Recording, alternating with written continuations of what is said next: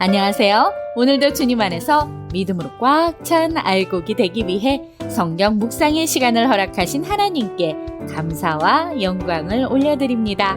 9월 27일 수요일 묵상 말씀을 시작하겠습니다. 오늘의 제목은 성전과 왕궁 건축을 마치고입니다. 솔로몬은 대대적인 건축 사업을 추진하고 군사력과 외교력을 강화했으며 배를 제조하여 해상 무역을 전개합니다. 그런데 이러한 성취 이면에 위험 요소가 감지됩니다.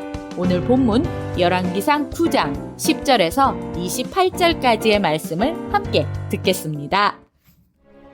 솔로몬이 두 집, 곧 여호와의 성전과 왕궁을 20년 만에 건축하기를 마치고 갈릴리 땅의 성읍 20곳을 히람에게 주었으니 이는 두로 왕 히람이 솔로몬에게 그 온갖 소원대로 백향목과 잣나무와 금을 제공하였습니다.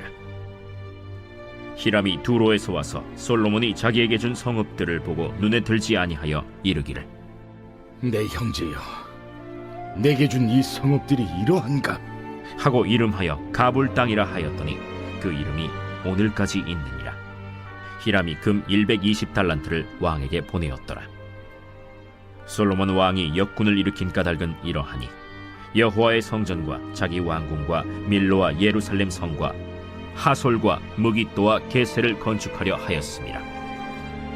전에 애굽 왕 바로가 올라가서 게셀을 탈취하여 불사르고 그 성읍에 사는 가나안 사람을 죽이고 그 성읍을 자기 딸 솔로몬의 아내에게 예물로 주었더니 솔로몬이 게셀과 아래 벳호론을 건축하고 또 바알랏과 그 땅의 들에 있는 다드몰과 자기에게 있는 모든 국고성과 병거성들과 마병의 성들을 건축하고 솔로몬이 또 예루살렘과 레바논과 그가 다스리는 온 땅에 건축하고자 하던 것을 다 건축하였는데 이스라엘 자손이 아닌 아모리 사람과 헷 사람과 브리스 사람과 히위 사람과 여부수 사람 중 남아있는 모든 사람 곧 이스라엘 자손이 다 멸하지 못하므로 그 땅에 남아있는 그들의 자손들을 솔로몬이 노예로 역군을 삼아 오늘까지 이르렀으되 다만 이스라엘 자손은 솔로몬이 노예를 삼지 아니하였으니 그들은 군사와 그 신하와 고관과 대장이며 병거와 마병의 지휘관이 됨이었더라.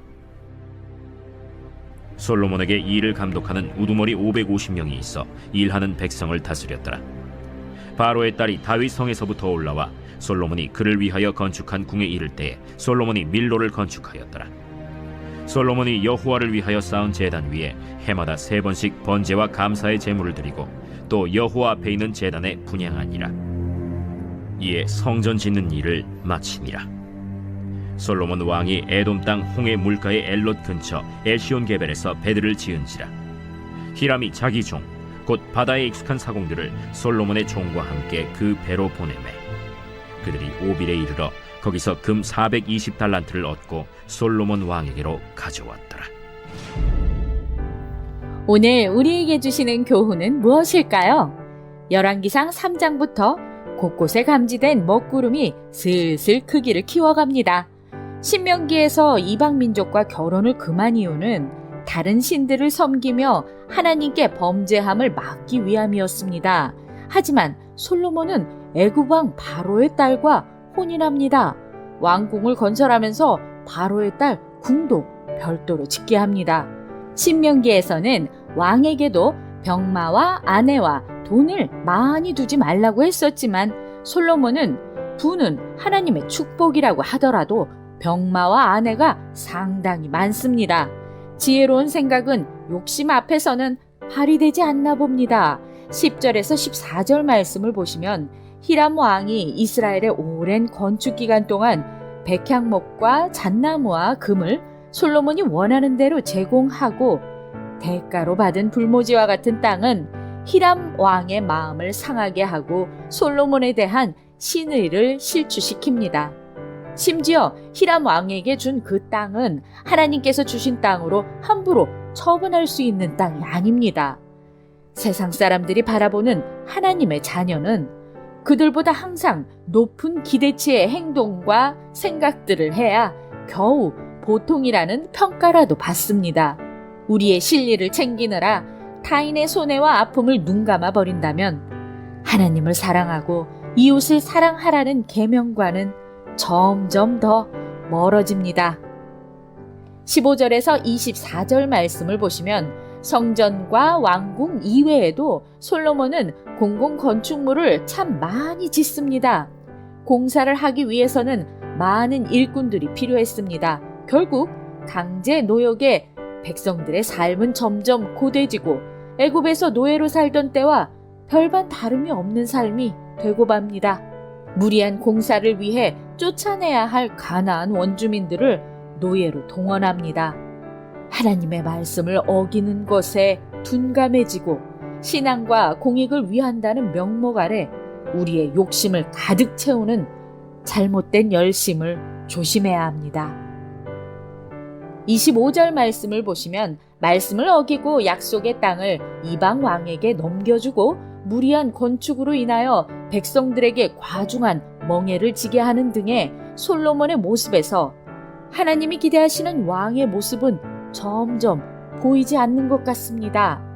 해마다 3번씩 번제와 감사의 제물을 드린다고 하지만 순종의 모습이 빠진 형식만 남은 예배가 아닌지 돌아보게 합니다. 우리의 예배는 하나님 앞에서 어떻게 드려지고 있는지 고민해야 합니다. 기도하겠습니다. 하나님, 오늘 우리에게 주신 말씀대로 하늘에 속한 지혜와 세속적인 지혜를 분별할 수 있도록 도와주시옵소서. 예수 그리스도의 이름으로 기도드립니다. 아멘. 다시 오실 주님을 기다리며 우리가 할 수 있는 일은 땅끝까지 하나님의 백성들을 확장시키는 일입니다. 세상 사람들과 어울려 살면서 그들에게 하나님을 전한다는 것은 우리의 언어 전달이 아니라 우리의 삶을 전달하는 것입니다. 어두운 세상을 살아가는 사람들에게 주님의 따뜻한 사랑의 빛을 비출 수 있는 하나님의 사람들이 되길 바라며 오늘도 광야 같은 세상에서 승리합시다. 저는 내일 다시 찾아뵙겠습니다.